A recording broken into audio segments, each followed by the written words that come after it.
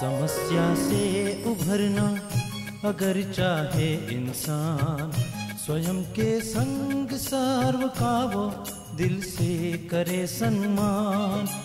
कहता है ये समाधान समाधान समाधान। समस्या से उभरना अगर चाहे इंसान, स्वयं के संग सर्व का वो दिल से करे सम्मान। कहता है ये समाधान समाधान समाधान समाधान समाधान समाधान।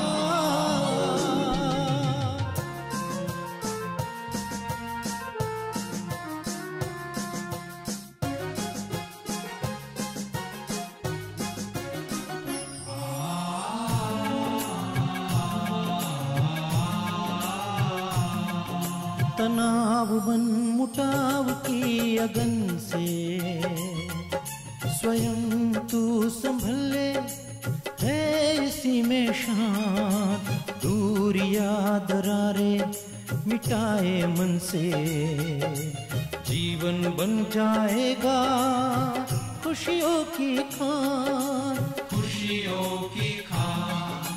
कहता है ये समाधान समाधान समाधान। नमस्कार, आदाब, सत श्री अकाल मित्रों, स्वागत है आप सभी का समाधान कार्यक्रम में। मित्रों, जब अब्राहम लिंकन राष्ट्रपति बनकर के पहुंचे राष्ट्रपति भवन में, उन्होंने अपना स्वागत भाषण दिया और वहां सभी सीनेटर्स एकत्रित हुए थे। उन सब से वो मिल रहे थे, सबका अभिवादन स्वीकार कर रहे थे। एक व्यक्ति जो बहुत ही धनाढ्य था, वो भी सीनेटर थे। उन्होंने हंसी हंसी में कहा कि मिस्टर लिंकन, आपको ये नहीं भूलना चाहिए कि आपके पिताजी हमारे परिवार के लोगों के लिए जूते बनाया करते थे। जब उन्होंने ये बात कही तो सारे सीनेटर्स हंस पड़े, लेकिन लिंकन बहुत ही गंभीर थे और मुस्कुराते हुए उन्होंने कहा कि मैं ये बात अच्छी तरह जानता हूँ कि मेरे पिताजी जूते बनाया करते थे आपके परिवार के लिए, और मैं ये भी जानता हूँ कि यहाँ बहुत सारे ऐसे सीनेटर्स होंगे जिनके परिवार के लिए भी मेरे पिताजी जूते बनाया करते, क्योंकि वो बहुत ही अच्छे जूते बनाया करते थे। वो एक्सीलेंट थे अपने काम में, और मुझे नहीं लगता कि किसी प्रकार की कंप्लेन आपके परिवार को रही होगी या आपको रही होगी। लेकिन फिर भी यदि कोई कंप्लेन है तो आप मुझे बता सकते हैं, क्योंकि मुझे भी जूते बनाने आते हैं और मैं भी आपको जूते बना करके दे सकता हूँ।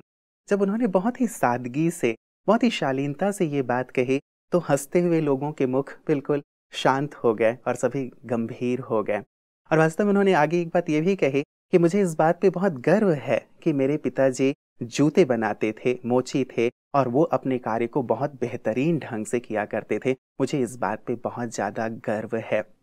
तो मित्रों, दो तरह से बातों को लिया जा सकता है। इस बात से हम दो बातें सीख सकते हैं। एक तो ये कि कोई भी कार्य छोटा या बड़ा नहीं होता, उस कार्य को बहुत ही परफेक्टली करना, उस कार्य को करने में गर्व महसूस करना, ये एक बहुत बड़ी बात है। और दूसरी बात ये कि सामने वाला व्यक्ति यदि हमें हर्ट करना चाहता है, अपमानित करना चाहता है, तो हम तब तक अपमानित महसूस नहीं करते जब तक कि उस बात को हम स्वीकार नहीं कर लेते, या जब तक उस बात को हम अपने अंदर नहीं ले लेते। इसीलिए कोई हमें कुछ भी कहता है, लेकिन उस चीज़ को यदि हम पॉजिटिव लेते हैं तो सचमुच उस चीज़ का सुंदर से सुंदर हम जवाब दे पाते हैं, हर्ट भी नहीं होते और सामने वाले व्यक्ति को एक सुंदर सा जवाब भी मिल जाता है। हमारे साथ भी जीवन में ऐसी कई घटनाएं घटित होती होंगी, लेकिन कई बार हम कुपित हो जाते हैं। कुपित होने की बजाय, डिस्टर्ब होने की बजाय, अपमानित महसूस करने की बजाय क्यों ना एक ऐसा सकारात्मक उत्तर दिया जाए, एक ऐसी सकारात्मक प्रतिक्रिया दी जाए, ताकि बातें भी समाप्त हो जाए और आगे वाले व्यक्ति को हमेशा के लिए एक सुंदर सा सकारात्मक सबक भी मिल जाए। ऐसी सुंदर बात के साथ आज के समाधान की शुरुआत करते हैं। स्वागत करते हैं आदरणीय भ्राता जी का। भ्राता जी, बहुत बहुत स्वागत है आपका। Thank you. कितना पॉजिटिव या सकारात्मक व्यक्ति यदि रहता है भ्राता जी। लिंकन जी तो लिंकन जी ही थे, लेकिन यदि हम भी हों तो सचमुच सिचुएशन बदल जाती है। क्योंकि कोई भी कार्य मनुष्य को छोटा या बड़ा नहीं बनाता जी। कार्य को कौन कितना परफेक्शन से करता है और अपने कार्यों के प्रति कौन कितना जिम्मेदार है। एक व्यक्ति झाड़ू लगाने का कार्य कर रहा है, लेकिन वो बहुत जिम्मेदारी से करता है, तो वो उससे बड़ा काम भी बहुत जिम्मेदारी से कर लेगा, फिर उससे बड़ा मिलेगा वो भी बहुत जिम्मेदारी से कर लेगा। अपने प्राइम मिनिस्टर को देख लीजिए, जी जी, लोग उनके मजाक करने, ये अपमानित करने के लिए ही कहते होंगे चाय बेची है, लेकिन उन्होंने चाय को ही एक ऐसा मुद्दा बनाया कि वो चढ़ गए एकदम से, और अब भी वो कहते हुए शर्माते नहीं हैं कि हम तो सबको चाय पिलाते हैं। देखो प्रेसिडेंट आए थे, उनको भी अपने हाथ से चाय पिला दी अमेरिका वाले को, और गर्व महसूस करते हैं। वर्क इज वर्शिप की जो बात है वो भावना होनी चाहिए। और चाय बनाना या पीना ये कुछ हीन कार्य तो नहीं है। इवन झाड़ू लगाना भी, झाड़ू लगाने वाले ही ना हो तो सफाई कैसे होगी, और सफाई हम सबको प्रिय है। तो वास्तव में देखिए स्पिरिचुअली बाबा ने एक बहुत अच्छी बात कही, वही मुझे याद आ रही थी लिंगन साहब की बात सुनकर, कि जो आत्माएं स्वमान में रहती हैं उनको अपमान फील नहीं होता, और जो आत्माएं देह अभिमान में ज्यादा रहती हैं उन्हें हर छोटी बात भी अपमान के रूप में फील होती है। तो स्पिरिचुअलिटी हमें ये सिखाती है कि हम श्रेष्ठ स्वमान में रहें। और लिंकन या हमारे प्रधानमंत्री, मुझे लगता है दोनों ही बहुत अच्छे स्वमानधारी व्यक्ति हैं, जिनको ये चीजें फील नहीं होती, और जब वो कार्य जिम्मेदारी से करते थे तो ये कार्य भी फुल जिम्मेदारी से कर रहे हैं, ये हम देख रहे हैं। तो जिम्मेदारी एक बहुत बड़ी क्वालिटी है, किसी भी चीज को अपमान रूप में न लेना ये बहुत बड़ी क्वालिटी है, और अपमान को भी स्वमान में बदल देना ये स्पिरिचुअलिटी है। इसकी ओर हम बढ़ें तो सचमुच हम बहुत महान बन जाएं। बिल्कुल बिल्कुल। भ्राता जी एक विशेष बताती है कि जैसे इनके अंदर ये जो एक बात देखी गई कि हाँ एकदम पॉजिटिव रहे, बातों में बिल्कुल विचलित नहीं हुए। आमतौर पे व्यक्ति ऐसे समय पे विचलित हो जाता है और अपना आपा खो बैठता है या कुछ ना कुछ बोल देता है। तो जिस स्वमान की आप बात कर रहे हैं कि हम ऐसे स्वमानों में रहें, तो ये स्वमान है क्या, कैसे, मतलब कौन सी बातें अपने अंदर रखें, स्मृति में रखें, कि इनकी प्रैक्टिस हो ताकि ऐसी विपरीत सिचुएशन को भी सहज हैंडल कर सकें? है, ये एक बहुत ही सुंदर सब्जेक्ट है, और मैं देखता आया हूँ कि स्वमान से मनुष्य पॉजिटिव होता है जी। स्वमान से उसमें ये अपमान की और अभिमान की फीलिंग बहुत कम होती है। स्वमान से मनुष्य के विचार बहुत महान ब्रॉड हो जाते हैं, और सच तो ये कि स्वमान मनुष्य को बहुत शक्तिशाली और निर्भय बनाता है। स्वमान किसे कहते हैं? जब भगवान इस धरा पर आए तो उसने हम सभी आत्माओं को हमारे मूल स्वरूप की याद दिलाई, जो हम भूल गए थे। बॉडी कॉन्शियसनेस के कारण या तो अभिमान था, मैं बड़ा हूँ, जैसे इस केस में था, लिंगर साहब को जो कह रहे थे वो बड़े सेठ थे, वे मैं सेठ हूँ, इट वाज बॉडी कॉन्शियसनेस। और या कोई बहुत बड़े पद पोजीशन पर है, मैं IAS हूँ, मैं IPS हूँ, ये देह अभिमान। और इसका एक नेगेटिव पहलू कि जब हम मंदिरों में जाते रहे तो देवी देवताओं के आगे हाथ जोड़ के खड़े होकर कहते थे मैं बड़ा पापी हूँ, मैं तो नीच हूँ, कपटी हूँ, आप तो दयावान हो, आप महान हो, आप देवता हो, मुझे क्षमा करो, मुझे सद्बुद्धि दो। एक ये देहाभिमान का ही एक निगेटिव पहलू ये भी है जी। भगवान ने आकर याद दिलाया, तुम मेरे बच्चे हो, मेरे बच्चे नीच नहीं हो सकते, तुम महान हो, मैं सर्वशक्तिवान हूँ, तुम मेरी संतान हो, सर्वशक्तिवान की संतान कमजोर नहीं हो सकती, तुम मास्टर सर्वशक्तिवान अर्थात मोस्ट पावरफुल सोल्स हो, तुमने इस संसार में बड़े बड़े कार्य किए हैं। देखो हम तो इस जन्म में आए तो पिछले जन्म को भूल गए, लेकिन भगवान जो सब कुछ जानता है उसने हमें याद दिलाया कि throughout the cycle from golden age till Kalyug end, तुम सब हीरो एक्टर रहे हो, तुम्हारे अंदर बहुत क्वालिटीज है। उसमें भी याद दिलाया पहले 2 युग तो तुम देवता थे, तुम्हारे अंदर संपूर्ण देवत्व है। तो जिन्होंने सुना उनको फील हुआ इट्स ट्रू, और एक जागृति आई, वो देवत्व जगने लगा, सोई हुई शक्तियां जगने लगी। इसको कहते हैं स्वमान।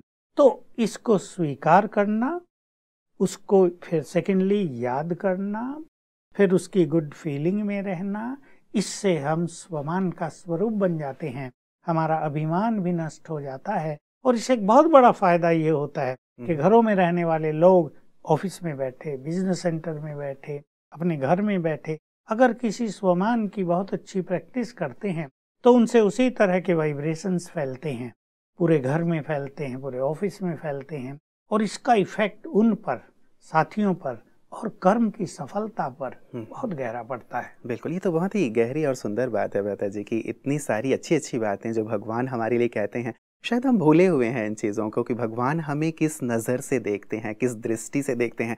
क्या ऐसा कुछ राइटअप में, कुछ ऐसे ऑडियोज़, कुछ ऐसे भ्राता जी अवेलेबल हो सकते हैं सबके लिए, ताकि जिसे सुने और व्यक्ति को वो पहचान में आए कि हाँ, मैं कौन हूँ और मुझे क्या करना है, आदि आदि? इसी की ज़रूरत है बहुत ज़्यादा जी।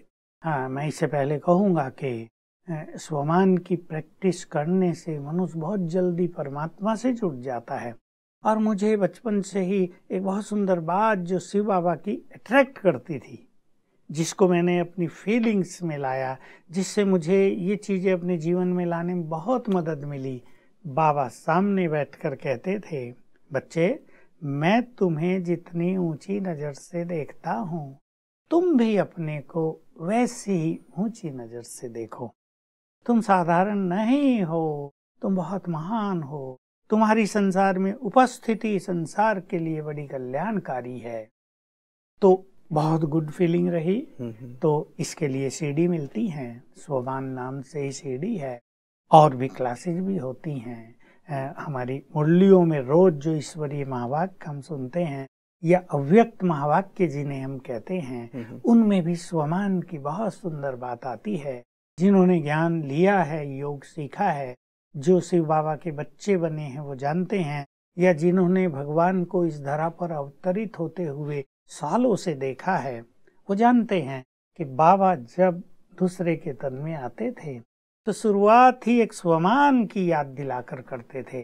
मैं आज ऐसे ऐसे बच्चों को देख रहा हूँ जो सृष्टि का श्रृंगार हैं, जो बहुत महान हैं, जिनके प्रकाश से सारा संसार से अज्ञान का अंधकार दूर हो रहा है। तो हम सब सामने बैठकर जब इस गुड फीलिंग में आते थे, हमें रियलाइज होता था हम कौन हैं, हम ये नहीं हैं जो हम सोच रहे हैं। तो एकदम जागृति होती थी। इससे हम बिल्कुल पॉजिटिव होते गए, हमारे विचार सुंदर होते गए। तो सचमुच, और मैं इसमें ये भी जोड़ दूं, माताएं और पिताएं घरों में रहते हैं, अपने बच्चों को शिक्षाएं देते हैं, कहीं डांट डपट करते हैं। मैं ये कहा करता हूँ कि माँ बाप अपने बच्चों को आदेश देते हैं, आदेश नहीं।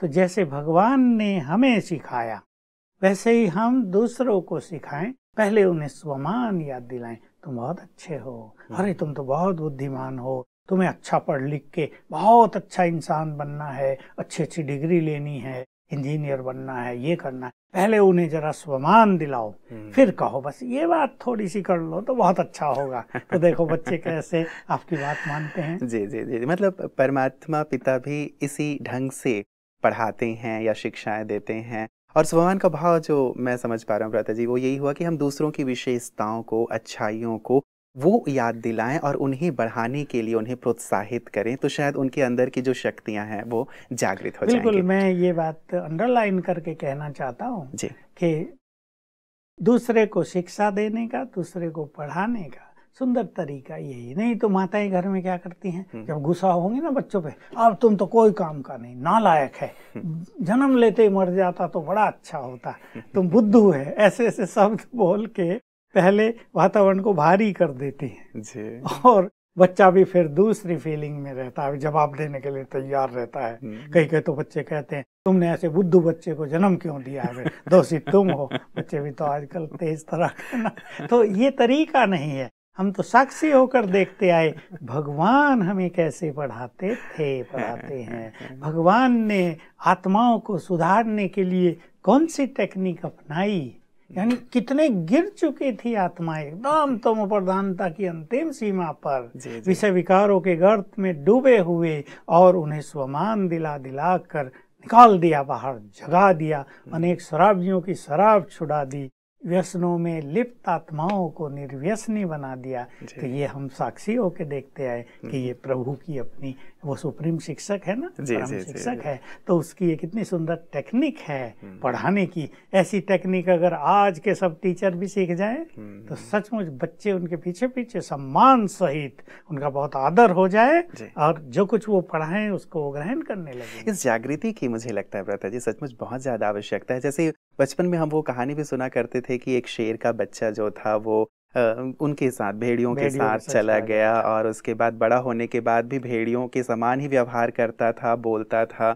एक बार शेर ने उसे देखा और उसे याद दिलाया कि नहीं, तुम भेड़िया नहीं हो, तुम तो शेर हो। पानी में भी उसको दिखाया तो उसने दहाड़ना शुरू कर दिया। मतलब एक याद कोई दिलाए, स्मृति दिलाए तो हमारे अंदर की वो सब शक्तियां जागृत हो जाएं, इसकी बहुत ज्यादा आवश्यकता महसूस होती है। आवश्यकता है और स्टूडेंट से पहले टीचर्स को इसकी आवश्यकता है, क्योंकि मैं हमेशा सोचा करता हूँ कि हमारे देश के भविष्य का निर्माण करने वाले ये सब स्टूडेंट्स हैं। इनमें से न जाने कितने लोग महान बने, कितने लोग अच्छे वैज्ञानिक बन जाएं, कितने लोग अच्छे क्रिएटिव हो जाएं। इन पे अगर ध्यान दिया जाए तो कितना सुंदर हो जाए सब कुछ। लेकिन उन पे ध्यान देने के लिए शिक्षकों पर ध्यान देना जरूरी है। देखिए, एक अनुभव मैं सुनाना चाहता हूँ जो हमारे शिक्षकों के लिए भी और विद्यार्थियों के लिए बहुत अच्छा होगा। अभी कुछ दिन पहले, एक मास हुआ होगा, एक शिक्षिका बहन हमारे पास आई जो कॉलेज में पढ़ाती है। कहा कि एक बहुत सुंदर अनुभव आपको सुनाने आई हूँ। मैंने कहा अनुभवों का ही तो वेलकम हम करते हैं ताकि सब लोग सीख सके। कहा मैं क्लास शुरू होने से पहले अपने को एक स्वमान में स्थित करती हूँ और सभी बच्चों को पहले देखती हूँ ये आत्माएं हैं। इसमें मुझे आधा मिनट लगता है और बीच में भी मैं एक बार देख लेती हूँ ये सब आत्माएं बैठी हैं। एंड में भी जब पीरियड समाप्त होता है ये सब आत्माएं बैठी हैं।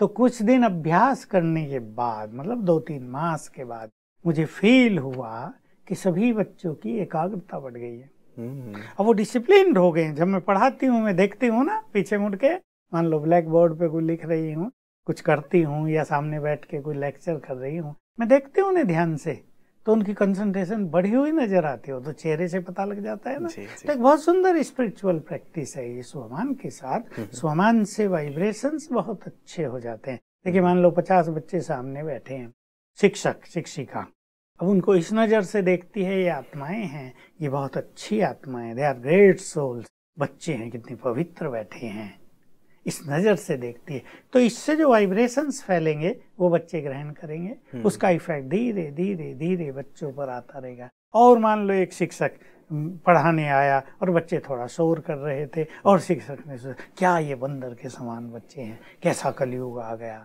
घोर घोर कलयुग है, किसी की सुनते ही नहीं, इन्हें टीचर्स के लिए सम्मान ही नहीं रहा। तो एकदम निगेटिव एनर्जी वाइब्रेट होने लगी बच्चों पर, वो गई और वो और शैतानी करेंगे, सुनेंगे ही नहीं। मतलब इसकी ओर शायद ध्यान नहीं है कि हमारे विचारों को भी वो रिसीव कर रहे हैं और उनकी शरारत, उनकी जो बदमाशियां हैं वो और ज्यादा बढ़ती जा रही हैं। तो ब्रदर जी, ब्रह्मा कुमारीज एक बहुत ही अच्छा कार्य कर रही हैं वर्ल्ड वाइड, और ये इन स्पिरिचुअल बातों को लोगों को दे के, तो ये ऐसा क्यों नहीं करती? मतलब विद्यालय की तरफ से ऐसा एक इनिशिएटिव क्यों नहीं लिया जाता कि सभी शिक्षकों को भी और विद्यालयों को भी इस प्रकार की जो स्पिरिचुअल शिक्षा है वो दी जाए, ताकि अंदर की जो शक्तियां हैं, गुण हैं, जिनकी हम लगातार बात कर रहे हैं स्वमान की, वो सबकी जागृत हो जाए और देश और समाज बहुत सुंदर हो जाए। बिल्कुल, हमारे यहाँ कई जगह कर्नाटक आदि में तो बाकायदे ये ट्रेनिंग सेंटर ही खुला हुआ और गवर्नमेंट ही टीचर्स को भेजती है वहाँ ग्रुप्स 200 के 250 के, और वो 15 दिन वहाँ रहते हैं और बहुत अच्छी ट्रेनिंग लेते हैं। कई उनमें से राज्योगी बन चुके हैं, बहुत अच्छा रहता है। लेकिन ये सरकारों पर निर्भर करता है ना, अब उनका इसमें कितना इंटरेस्ट है। वो स्पिरिचुअलिटी को कहीं रिलीजन तो नहीं मान लेते, कह रहे तो अपने रिलीजियस बात करेंगे, लेकिन स्पिरिचुअलिटी तो इन सब से अलग है ना, it's for all, for everyone. तो ये सचमुच बहुत अच्छी बात है। और हमारे जो भी शिक्षा मंत्री हैं या जो इस फील्ड में काम करने वाले हैं, सेक्रेटरीज हैं एजुकेशन के, उनको इस चीज पे जरूर ध्यान देना चाहिए। इससे क्या फायदा होगा कि बच्चों पे तो अच्छा असर होगा ही, लेकिन शिक्षक भी अपनी पढ़ाने को एंजॉय करेंगे। और जब वो स्कूल या कॉलेज से घर आएंगे तो वो सिर पकड़ते हुए नहीं आएंगे, बहुत थक गया, बड़ी टेंशन, ये बच्चे तो तंग करने आते ही बस्ता फेंक देते हैं बच्चे, टीचर्स भी परेशान रहते हैं, तो वो बहुत रिलैक्स होंगे, दोनों एंजॉय करेंगे। तो भ्राता जी, जैसे आपने कहा कि शायद धर्म समझ लेते हैं लोग, तो स्पिरिचुअलिटी और धर्म दोनों में थोड़ा सा मैं डिफरेंस जानना चाहूँगा, ताकि ब्रह्मा कुमारीज जो दे रही हैं वो धर्म की बात नहीं है। वो तो मैं भी यहाँ पे देखता हूँ कि यहाँ सभी हिंदू, मुस्लिम, सिख, ईसाई, पारसी, जैन सभी लोग यहाँ पे आते हैं। मतलब धर्म की तो कोई सीमा है नहीं या बाधा नहीं है, दीवार नहीं है। तो स्पिरिचुअलिटी और धर्म को कैसे अलग करके हम समझें? बिल्कुल, सबको जान लेना चाहिए कि ब्रह्मा कुमारी संस्थान एक स्पिरिचुअल एजुकेशनल इंस्टीट्यूशन है। इसको हम कहते हैं ईश्वरीय विश्वविद्यालय, जो वर्ल्ड वाइड काम कर रहा है। It's for all. इसलिए यहाँ किसी धर्म की शिक्षा नहीं दी जाती, ये धर्म ग्रंथ पढ़ लो, ये धर्म ग्रंथ पढ़ लो। एक टोटल मैं कौन हूँ, परमात्मा कौन है, आप उसे किसी भी नाम से पुकारें, क्यों इस संसार में आए, कहाँ से आए, अल्टीमेट हमारा लक्ष्य क्या है, ये सब स्पिरिचुअल चीज़ें। और हम अपनी इनर पावर्स को, इनर क्वालिटीज़ को, अपनी इनर प्योरिटी को कैसे बढ़ाएं, इसको स्पिरिचुअलिटी कहा जाता है। धर्म एक अलग चीज़ है। मान लो मुस्लिम धर्म, भाई उसमें नमाज पढ़नी है, लोगों को ये करने हैं, मस्जिद में जाना है। लेकिन देखिए, मान लो मुस्लिम धर्म है, मैं उनकी बात करूँगा, उनमें स्पिरिचुअलिटी इसको कहा जाएगा कि वो कुरान शरीफ पढ़कर रूह के स्वरूप में स्थित हो जाएं, उनका नाता रूहानी बाप से जुड़ जाए, और रूह में जो क्वालिटी है, जो लाइट है, जो नूर है, वो चेहरे पर आ जाए, जीवन में आ जाए। इसको स्पिरिचुअलिटी कहेंगे। बाकी ग्रंथ पढ़ना या ये नमाज आदि करना या और कहीं अपने तीर्थों पर जाना, ये सब धर्म कहलाता है। हिंदू धर्म में ऐसे लीजिए, लोग मंदिरों में जाएंगे, कोई कथा करेंगे, भागवत की कथा चल रही है भाई, 7 दिन तक चलेगी, 11 दिन तक चलेगी, पूजा पाठ हो रही है, मंदिरों में बच्चों को लोग लेकर जा रहे हैं, मुंडन करा रहे हैं, पूजा पाठ हो रही है, शादी आदि में बहुत सारे रिचुअल्स हो रहे हैं। ये सब धर्म।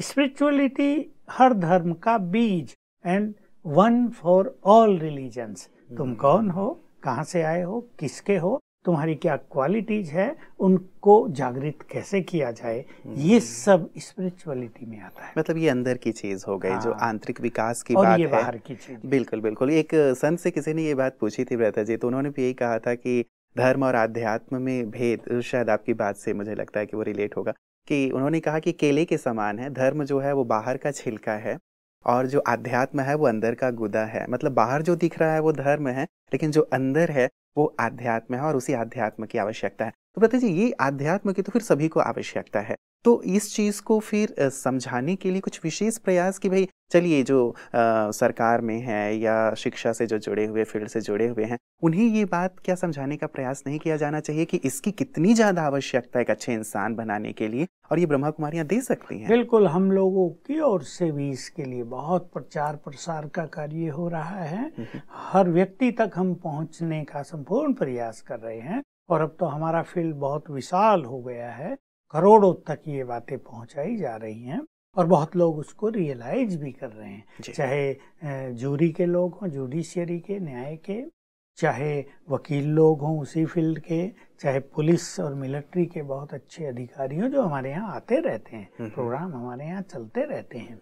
मिलिट्री वाले भी इस चीज़ को स्वीकार कर रहे हैं कि अगर एक व्यक्ति तनाव से मुक्त रहेगा, अगर उसका माइंड पीसफुल होगा, तो बहुत बड़े बड़े अच्छे कार्य कर सकेगा। मिलिट्री आदि के डिफेंस के जो रिसर्च करने के बहुत सारे उनके डिपार्टमेंट्स हैं, उनमें भी बहुत लोग हमारे यहाँ DRDO के आते हैं, और वो महसूस करते हैं कि स्पिरिचुअलिटी की मदद से हम रिसर्च कार्य में बहुत सफल हो जाते हैं। जो चीज़ बनाने में हमारी कुछ समझ में नहीं आ रहा, अगर हम अच्छा मेडिटेशन करते हैं तो बुद्धि में वो इंट्यूशंस आने लगते हैं। और बहुत सारे फील्ड के ऑफिसर्स हमारे यहाँ आते हैं और वो रियलाइज करते हैं, तो हम तो इसका प्रचार प्रसार संपूर्ण रूप से कर ही रहे हैं, और लोग हमारे यहाँ आ भी रहे हैं। बाकी ये बात बिल्कुल आपकी ठीक है कि अगर शिक्षा के क्षेत्र में इसको और आगे बढ़ाया जाए, हम भी ये समझते हैं, तो देश का नवनिर्माण करने में बहुत सहजता हो जाएगी। जी जी जी, क्योंकि डॉक्टर सर्वपल्ली राधाकृष्णन जी ने भी ये बात कही थी ब्रता जी कि राष्ट्र का निर्माण संसद में संभव नहीं है, वो तो कक्षा में संभव है, जहाँ बच्चे पढ़ते हैं। और यदि इन नैतिक बातों की, स्पिरिचुअल बातों की, एक अच्छे इंसान बनने वाली बातों की वहाँ चर्चा होती है, तो सचमुच समाज का परिवेश पूरी तरह से बदल जाएगा, ऐसा व्यक्तिगत मुझे भी प्रतीत होता है। और एक बात और बता दीजिए, जो जहाँ पे ऐसे हमने शुरुआत की थी, लिंकन महोदय ने वो चीज़ ली नहीं अपने अंदर, लोगों ने उन्हें अपमानित करना चाहा, लेकिन अपने अंदर ली नहीं उस चीज़ को। कई बार ऐसा हो नहीं पाता कि हम उस चीज़ को न लें, उसे रिजेक्ट कर दें या उसके स्वरूप को परिवर्तित कर दें। बात तो खैर अध्यात्म की है, उससे तो हो ही जाएगा। क्या और कुछ प्रैक्टिकल तरीके हो सकते हैं, क्योंकि आए दिन ये चीजें देखने में आती रहती हैं। जो चीज हमने शुरुआत की थी वो इसका सबसे सुंदर सॉल्यूशन है स्वमान की प्रैक्टिस। और दूसरा जो एक आम व्यक्ति के लिए बात है, जो मैं जरूर कहना चाहूंगा, उन चीजों को हम लाइटली लें। और उस तरह से स्वीकार न करें जिस तरह से वो कराना चाहते हैं। भाई ठीक है, मेरा बाप जूते बनाता था, इट्स ट्रू, पता है मुझे, और उसने इसको अपना गौरव बनाया हुआ था, ये कोई छोटी चीज नहीं है। आज तो जूते बनाने वालों की बहुत बड़ी फैक्ट्रियां, कंपनी चल रही हैं और वो वीआईपी हैं। तो क्यों जूते बनाने वाले को छोटा समझा जाए? जी। तो उस तरह से उस बात को न लेना, हर बात को लाइटली लेना, ये दो चीजों की प्रैक्टिस अगर हर व्यक्ति करेगा जी। तो फिर यही हो जाएगा। कोई कितना भी उनका अपमान करे, उन्हें अपमान फील ही नहीं होगा। बिल्कुल। चलिए, बहुत बहुत शुक्रिया भ्राता जी। सचमुच जीवन के लिए बहुत ज़्यादा आवश्यक हैं ये चीज़ें, क्योंकि व्यक्ति जब घर से बाहर निकलता है तो कभी ना कभी कहीं ना कहीं इन चीज़ों से दो चार उसे होना ही पड़ता है, और यदि वो कूल काम रहे तो सचमुच बहुत सहज हो जाएगा उसके लिए जीवन जीना। आज के सुंदर प्रकाश के लिए भ्राता जी आपका बहुत बहुत शुक्रिया। मित्रों, कहते हैं यदि लोहा ठंडा है ना तो उसे मोड़ा नहीं जा सकता, और यदि उसे गर्म कर दिया जाए तो उसे मोड़ना बहुत सहज हो जाता है। तो कई बार लोग हमें गर्म करने की कोशिश करते हैं अपनी उल्टी सीधी बातें कह के, और यदि हम गर्म हो गए अर्थात अपना आपा हमने खो दिया, फिर वो जैसा चाहें हमारे मूड को बदल सकते हैं, मूड को ऑफ कर सकते हैं। लंबे समय तक हमारी जो स्थिति है वो बहुत ही बिगड़ी सी रहेगी, हम अपसेट रहेंगे। क्या हम ऐसा चाहते हैं, या फिर उस सिचुएशन को टर्न कर देना चाहते हैं, चेंज कर देना चाहते हैं, जैसे लिंकन महोदय के जीवन से ही हमने देखा। और न केवल ये घटना मित्रों, यदि आप उनकी जीवन कहानी पढ़ें ना तो आप पाएंगे कि उनका जीवन असफलताओं से भरा रहा था। बचपन भी गरीबी में बीता उनका। जब वो थोड़े से बड़े हुए तब भी उन्होंने व्यवसाय करना शुरू किया, तो व्यवसाय में भी उन्हें नुकसान हो गया, वहाँ भी वो असफल हुए।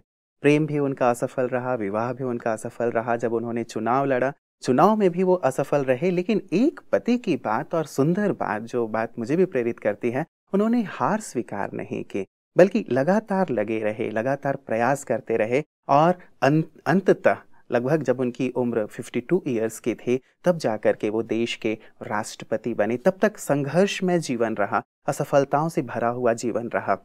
कई बार छोटी मोटी असफलताएं हमें तोड़ देती हैं, मरोड़ देती हैं, और हमारे अंदर एक हीन भावना पैदा कर देती हैं कि शायद हम नहीं कर पाएंगे। ऐसे जो महापुरुष हैं उनके जीवन से भी हमें बहुत कुछ सीखना चाहिए कि नहीं, हार मान लेना ही वास्तव में फाइनल हार हो जाती है। लेकिन जब तक हम हार नहीं मानते तब तक हमारी हार होती ही नहीं है। तो हम हार स्वीकार ना करें, संघर्ष करते रहें, लड़ते रहें, खुद पे विश्वास रखें, खुदा पे विश्वास रखें, तो निश्चित रूप से आप भी जो चाहते हैं अपने जीवन में बनना वो बन जाएंगे। हमारी ढेर सारी शुभकामनाएं भी आपके साथ हैं कि अपने जीवन के ध्येय को आप प्राप्त करें। बने रहिएगा समाधान कार्यक्रम में। कल पुनः आपसे मुलाकात होगी। नमस्कार। धैर्य और दृढ़ मनोबल से कर दे तू पल भर में मुश्किलें आसान, कतनी समकरनी के पावन जल से स्वर्ग बन जाएगा सारा ये जहान, सारा ये जहान। कहता है ये समाधान, समाधान, समाधान।